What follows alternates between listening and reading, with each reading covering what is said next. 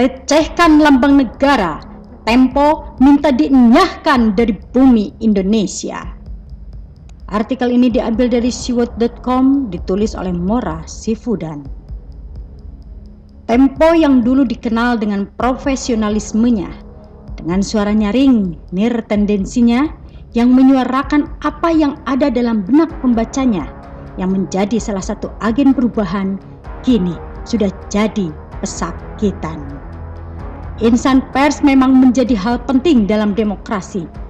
Media memang menjadi salah satu pengawas kekuasaan. Kekritisan media memang sangat diperlukan dalam alam demokrasi agar pemerintah dan kekuasaan tidak kehilangan jati dirinya. Tapi apalah jadinya kalau media seperti Tempo hanya yang penting kontrak pemerintah, atau bahkan terkesan ingin menghantam pemerintah, atau terkesan hanya untuk menimbulkan kegaduhan yang tidak penting. Tempo sudah berkali-kali menciptakan kegaduhan yang tidak penting di negeri ini. Mulai dari berita yang tidak berimbang, sekelumit kesalahan pusat akan terlihat, tapi semonas kesalahan Pemkot DKI tak pernah diperhatikan. Cover majalah yang menghinakan, seolah-olah mereka bebas mengubah wajah orang sekehendak mereka, sekalipun itu menyakiti sekumpulan orang. Sampai membangun narasi seolah-olah memelihara buzzer untuk membungkam media. Aneh bukan? Masa iya sih pemerintah menggunakan buzzer untuk membungkam media? Sudah terlalu lemahkah media massa seperti Tempo sampai mau dibungkam buzzer? Tempo sebenarnya sudah merasakan akibat dari tingkah laku medianya.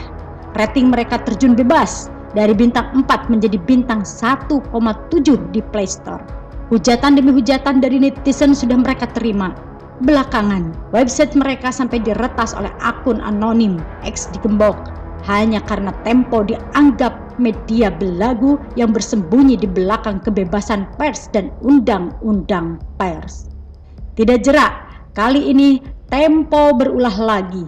Tidak cukup mereka mengolok-olok presiden dengan cover majalah, mereka malah melecehkan Garuda Pancasila di cover majalah mereka. Pelecehan bagaimana? Silakan lihat gambar berikut ini dengan caption Tempo di Twitter. Petaka normal baru, dengan caption, pandemi belum juga bisa ditangani, tingkat positif sampel uji usap kembali meningkat, ruang perawatan rumah sakit rujukan di berbagai kota pun kian padat, ditengarai akibat aktivitas masyarakat yang mulai normal, termasuk ramainya masa liburan. Coba bandingkan dengan burung Garuda Pancasila berikut ini. Adakah yang aneh? Ada dua hal penting menurut saya, yaitu sayap tercabik dan kepala menoleh ke kiri. Meski posisi ngangkangnya juga perlu dikritisi, tapi yang terparah adalah yang dua hal tersebut. Entah apa narasi yang mau dibuat Tempo, itu tidak penting lagi ketika cover majalah sudah merusak lambang negara. Dari sekian banyak gambar Garuda Pancasila yang tersebar di media sosial, belum saya temukan seperti yang dibuat Tempo tersebut. Kecuali anak didik saya yang kelas 2 SD pernah menggambar burung Garuda yang kepalanya menoleh ke kiri. Tapi itu kan anak SD. Sementara Tempo dipenuhi dengan orang-orang pers loh. Mau kita sebut pembuat gambar itu selevel anak SD? Pasti tidak juga, bukan? Berkreasi adalah hak setiap orang. Tetapi bukan berarti semua hal bisa dikreasikan seenak jidat. Terutama hal yang berhubungan dengan kehormatan negara. Demikian juga Tempo, seharusnya paham betul apa yang boleh dan apa yang tidak boleh. Bukankah pengisi Tempo itu adalah jurnalis? Bukankah pimpinan sampai bawahan Tempo itu selama ini sok paham peraturan dan perundang-undangan? Atau mereka mungkin hanya paham undang-undang pers yang membuat mereka bisa selamat dari kesalahan? Menurut Undang-Undang RI Nomor 24 Tahun 2009 tentang bendera, bahasa dan lambang negara serta lagu kebangsaan pasal 46. Lambang Negara Kesatuan Republik Indonesia berbentuk Garuda Pancasila yang kepalanya menoleh lurus ke sebelah kanan.